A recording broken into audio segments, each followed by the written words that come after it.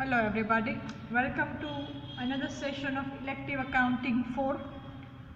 In the last session we have discussed important notes regarding time ratio and sales ratio of our unit, profit prior to and after incorporation.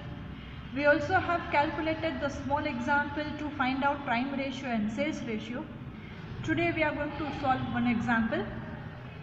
The question is written in my book, which you can see on the screen. Let us discuss that first and then we'll move towards the solution. A Company Limited was incorporated on 1st April 2010 to purchase a running business of the firm from 1st January 2010. So, new company incorporate થાય છે ક્યારથી? 1st April થી. So, certificate of incorporation ક્યારે મળે છે? 1st April ના. But business purchasing ની treatment ક્યાંથી start થાય છે? 1st January થી. So, business is purchased on 1st January and date of incorporation is 1st April. The accounting year 2010 presents the accounts of 2010 presents the following position. The gross profit for the year ending on 31st December. So 3 dates must be taken care of very well. Beginning date એટલે કે date of purchase, then date of receipt of certificate of incorporation and year ending date. 3 dates are most important in this example. So gross profit is given, then the details regarding sales is also given. The sales for the year was 28,80,000, of which sales for the first 6 months was rupees 5,76,000 on uniform monthly basis. Total sales આટલું છે 28,80,000. એમાંથી પહેલા 6 મહિનાનું cells કેટલું છે? 5,76,000. First 6 મંથ્સનું 5,76,000 છે કે જેમાં શું હતું? યુનિફોર્મ મંથલી બેઝિસ એટલે કે દરેક મહિનામાં સેલ્સ છે સરખું હતું. સો 5,76,000 ડિવાઇડ બાય 6 કરો એટલે તમને મંથલી સેલ્સ મળી જશે. તો પહેલા 6 મહિનાના ટોટલ સેલ્સ હતું 5,76,000 અને પહેલા 6 મહિના સુધી દર મહિને સેલ્સ છે એ સરખું હતું એવું કહે છે. Next, the expenses during the year were as under: directors fees 36,000, bad debts 8,640, advertisement 28,800, under contract at rupees 2,400 per month. Salary and expenses 1,53,600. Then preliminary expenses written off 12,000 and donation to political party 12,000. Right? So this is the information which is given. From the above information, prepare statement showing profit or loss prior to and after incorporation. એટલે કે incorporation પહેલાંનું અને incorporation પછીનો profit કેટલો થાય છે એ આપણે check કરવાનું છે from this details. So now the very first thing that we need to do is to calculate time ratio and sales ratio. For the calculation of time ratio, we need to understand these 3 dates completely very well. So let us move further with that. Working notes number 1 regarding time ratio. So again આપણી hint wise જઈએ તો pre અને post. તો pre માં શું આવશે? From the date of business purchase to the date of incorporation. Business purchase date થી લઈને incorporation ની date સુધીનું, અને post આવશે incorporation date થી year ending date. ઓકે, સો પ્રી ટાઈમિંગ આવશે 1st January to 31st March. એટલે કે 1/4 ના તમને ઇન્કોર્પોરેશન સર્ટિફિકેટ રિસીવ થાય છે તો એની એક દિવસ પહેલાં, સો 31st March. તમે અહીંયા 1/4 પણ લખી શકો, પણ ભૂલથી 1/1 ને 1/4 4 મંથ્સ કેલ્ક્યુલેટ કરી લેશો તો તમારું કેલ્ક્યુલેશન રોંગ આવશે. એટલા માટે આપણે 31st March લખી શકાય, 1/4 લખો તો પણ ચાલે. સેકન્ડ હિન્ટ આપી દઉં, પહેલાં તમારે પોસ્ટની ડેટ લખી નાખવાની. પોસ્ટને શું હિન્ટ છે? ઇન્કોર્પોરેશન ડેટથી લઈને યર એન્ડ સુધીની ડેટ. સો 1/4 to 31st 12 તો છે જ. અહીંયા જે ટાઈમ લખો ને એના એક દિવસ પહેલાં અહીંયા લખવાનું, એટલે 31st March થઈ ગયું. અને અહીંયા કઈ ડેટ આવશે તો આપણને ખ્યાલ જ છે, બિઝનેસ પરચેઝની ડેટ. રાઈટ? તો આ રીતે પણ તમે યાદ રાખી શકો. આપણી સિમ્પલ હિન્ટ વાઇઝ જવાનું છે. from the date of business purchase up to the date of incorporation and from the date of incorporation to the year end date. તો આમાં 3 months થશે અને આમાં 9 months થશે. So 3:9. So time ratio is 1:3. એટલે કે પ્રી પીરિયડ કહેવાશે 3 monthsનો અને પોસ્ટ પીરિયડ કહેવાશે 9 monthsનો ફ્રોમ ધી હોલ યર. એટલે કે તમારું રેશિયો શું થશે pre પોસ્ટનો 1:3. So this is the calculation of your time ratio. Now let us talk about sales ratio. So before calculating sales ratio, let us revise the adjustment once again. Total sales is 28,80,000, from which the sales for the first 6 months was rupees 5,76,000, which was on a uniform basis. એટલે કે દર મહિને cells છે એક સરખું છે. હવે જુઓ, ઓલવેઝ તમે ડેટ લાઇન આ રીતે ડ્રો કરશો ને તો તમારા માટે બહુ ઇઝી થશે સમજવું. તો જો મેં ડેટ લાઇન ડ્રો કરી છે 1/1 લઈને 31 ડિસેમ્બર, એટલે કે પૂરા યરનું સેલ્સ કેટલું છે 28,80,000, રાઈટ. અને એમાંથી પહેલા 6 મહિના એટલે કે 1/1/2010 to 30/6 સુધીનું સેલ્સ કેટલું છે તો કે 5,76,000 એ 6 મંથ્સનું છે અને યુનિફોર્મ બેઝિસ પર છે, એટલે કે દરેક મહિને સેલ્સ છે તમારું સરખું છે. હવે સેલ્સ માટે આપણે શું કરવાનું છે, અલ્ટિમેટલી ટાઈમ રેશિયો પ્રમાણે જ મંથને ડિસ્ટ્રીબ્યુટ કરવાના છે, ફર્સ્ટ 3 months એન્ડ રિમેઇનિંગ મંથ્સ. સો 1/1 થી 1/4 or we can say 31st March 2010. Clear? So 576 into 3/6. બરાબર. તો કેમ 3/6? તો કે આ 6 મહિનાનું સેલ્સ છે, આપણે કેટલા મહિનાનું જોઈએ છીએ 3 monthsનું જ જોઈએ છીએ. So 5,76,000 into 3/6, or you also can do one thing, 5,76,000 divided by 6, એટલે તમને મળે સિંગલ મંથનું સેલ્સ, રાઈટ. સો 3 monthsનું સેલ્સ થશે 2,88,000. હવે આ આખું સેલ્સ તમારી પાસે છે એમાંથી તમે 2,88,000 ડિડક્ટ કરો તો બાકીના મહિનાનું સેલ્સ તમને મળી જાય, રાઈટ. સો આ 2,88,000 માંથી 288 ડિડક્ટ કર્યા તો બાકીનું સેલ્સ, બાકીના 9 મહિનાનું સેલ્સ થશે 25,92,000. તો રેશિયો થયો 1:9. અને 2,88,000 જોડે ડિવાઈડ કરશો એટલે 9 આવશે. તો તમારો સેલ્સ રેશિયો થયો 1:9. તો આ જોવાથી એક વસ્તુ ખબર પડી કે સેલ્સ રેશિયો કેલ્ક્યુલેટ કરવા માટે જ્યારે ટાઈમ ઝોનની વાત આવે ત્યારે કયા મંથ લેવાના, પ્રી પોસ્ટના જ મંથ્સ લેવાના, પ્રીના 3 months અને પોસ્ટના 9 months, રાઈટ. સો આના ઉપરથી હજી બીજી પણ એક વસ્તુ ક્લિયર થાય કે જો તમારો ટાઈમ રેશિયો કેલ્ક્યુલેશનમાં કંઈ એરર આવશે તો તમારો સેલ્સ રેશિયો બી ખોટો આવશે, right. So you need to double check your answers well in advance and then you can start with the statement. Okay, so the time ratio is 1:3 and sales ratio is 1:9.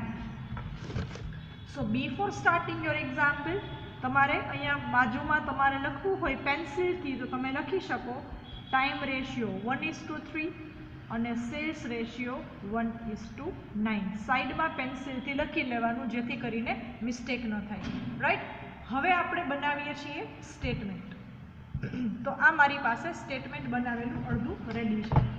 So here we can give the heading like this, statement showing apportionment of profit between pre and post incorporation period. બરાબર. હવે મેં તમને ગઈકાલે બી કીધું હતું કે તમે બેઝિસની column એક બનાવી લેજો અને ટોટલની કોલમ પણ એક બનાવી લેજો તો તમને ડિસ્ટ્રીબ્યુશન કરવામાં ઇઝી પડશે. સો ગ્રોસ પ્રોફિટ ઓલવેઝ સેલ્સ રેશિયોમાં જશે, કેમ કે ગ્રોસ પ્રોફિટ કેનાથી મળે છે, તમે તમારા ગુડ્સ સેલ કરો છો એમાંથી મળે છે. સો ગ્રોસ પ્રોફિટ રેશિયો જશે ઓલવેઝ સેલ્સ રેશિયો પર. તો સેલ્સ રેશિયો ઇઝ 1/9. તો ટોટલ 7,20,000 into 1 divided by 9 એટલે 10 ડિવાઈડ બાય 10 ડાયરેક્ટ કરીએ એટલે 72,000. તો 72,000 લખી નાખ્યા અને 7,20,000 into 9 divided by 10 એટલે 6,48,000 જે આપણે લેખા અહીંયા ઇન્કમ સાઇડ. ઓકે, તો મેં તમને એનું કેલ્ક્યુલેશન પણ બતાવી દીધું. બે કોલમ્સ છે, ખાસ યાદ રાખજો, પ્રી પોસ્ટ એ મેઇન કોલમ અને એની અંદર પણ એક્સપેન્સ અને ઇન્કમ. તો ગ્રોસ પ્રોફિટ ખાલી ઇન્કમમાં જ લખવાનું છે. હવે ઇન્કમ એક પણ નથી એટલે ઇન્કમની કોલમમાં આપણે ડેશ કરી દઈએ કે આપણે ભૂલથી લખાઈ ન જાય. રાઈટ, નાવ સોરી, ડાયરેક્ટર્સ ફીઝ. તો જો ડાયરેક્ટર્સ ક્યારે અપોઇન્ટ કરો? જ્યારે તમારા કંપનીના શેર્સ તમે ઇસ્યુ કરેલા હોય ઓર બોર્ડ જનરલ મીટિંગમાં તમે ડાયરેક્ટર્સ અપોઇન્ટ કરતા હોય. સો whenever the company is having director after the firm becomes the company, right?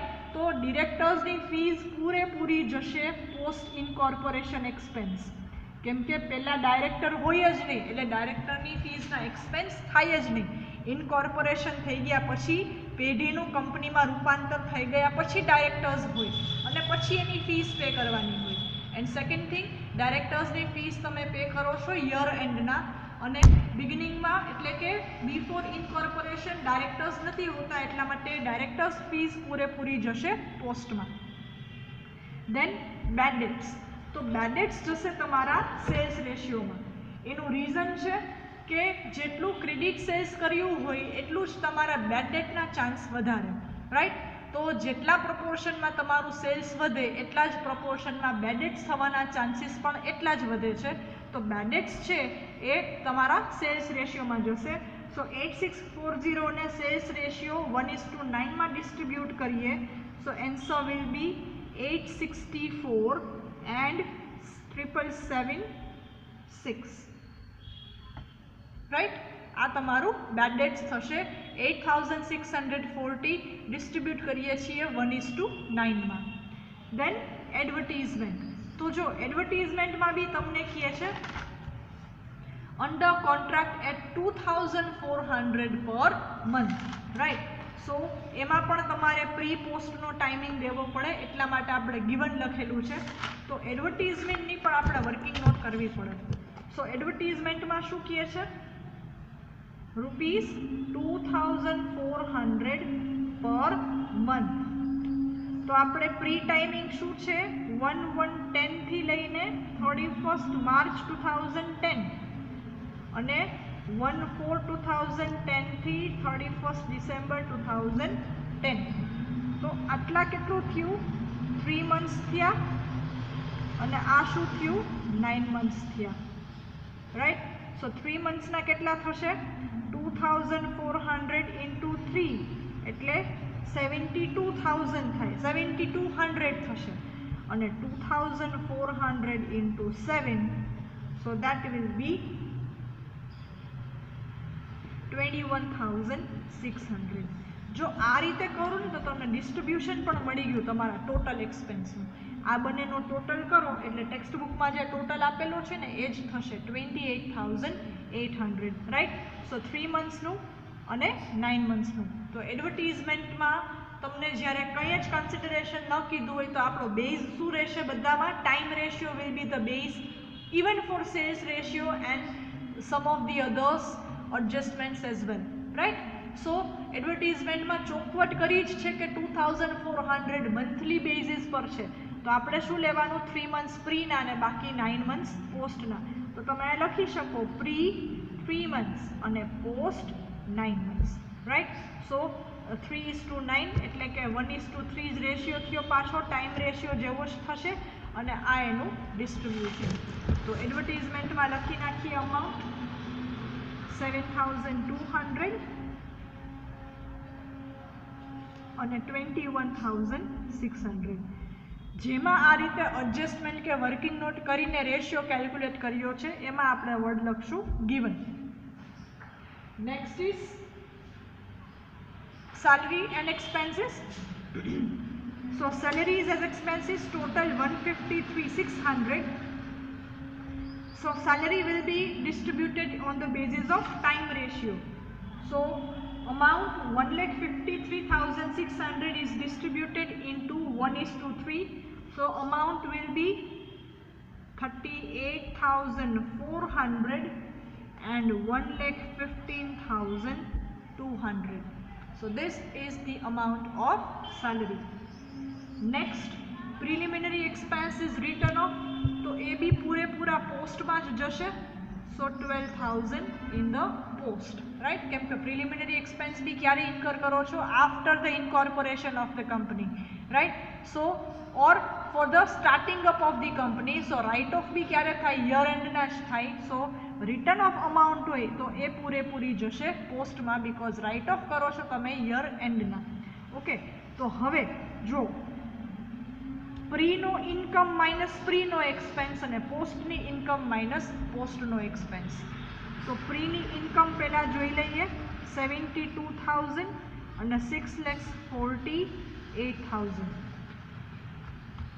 So 6,48,000 minus 36,000 minus 776 minus 21,600 minus 1,15,000 200 and minus 12,000. So the profit is 4,55,424.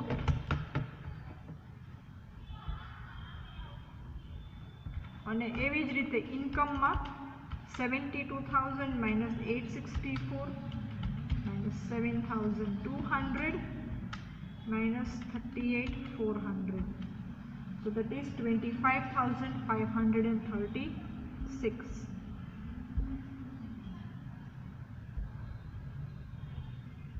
હવે તમને એક આઇટમ આપી છે ડોનેશન ટુ પોલિટિકલ પાર્ટી. તો net profit after incorporation will be 4,55,424 minus donation to political party amounting to rupees 12,000. So final profit after incorporation will be 4,43,424, right? Because the donation is given to the political party are not the revenue expenses and would yet to be deducted from gross profit after incorporation. આ business related expense નથી, પણ તમે એ expense તરીકે treat કરો છો તો એ આ post માંથી જશે, એ revenue expense તમારા ગણાશે નહીં, right? So સ્ટેજ તમારામાંથી ડિડક્ટ કરવાનું રહેશે. So this stands for our profit. તો આપણા પ્રી અને પોસ્ટ બંને પ્રોફિટ અલગ અલગ આવે છે. ઇવન પોસ્ટમાં બી તમારી પાસે બે પ્રોફિટ્સ છે, એક તો profit after deducting donation and profit before deducting donation. આવું બધા જ એક્ઝામ્પલમાં નહીં હોય, તો જેમાં હોય ત્યારે ચેક કરી લેવાનું, right? So this is your whole example along with the working note and statement. આ આન્સર તમારે કી સાથે ટેલી થઈ જાય તો જ તમને પૂરા માર્ક્સ મળશે. So I am just changing the focus so that you can have the screenshot if you wish. See, clear? First page, second page and third page.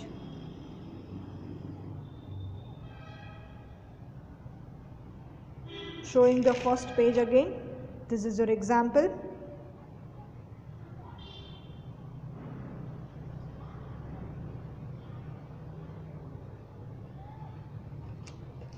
Then working notes.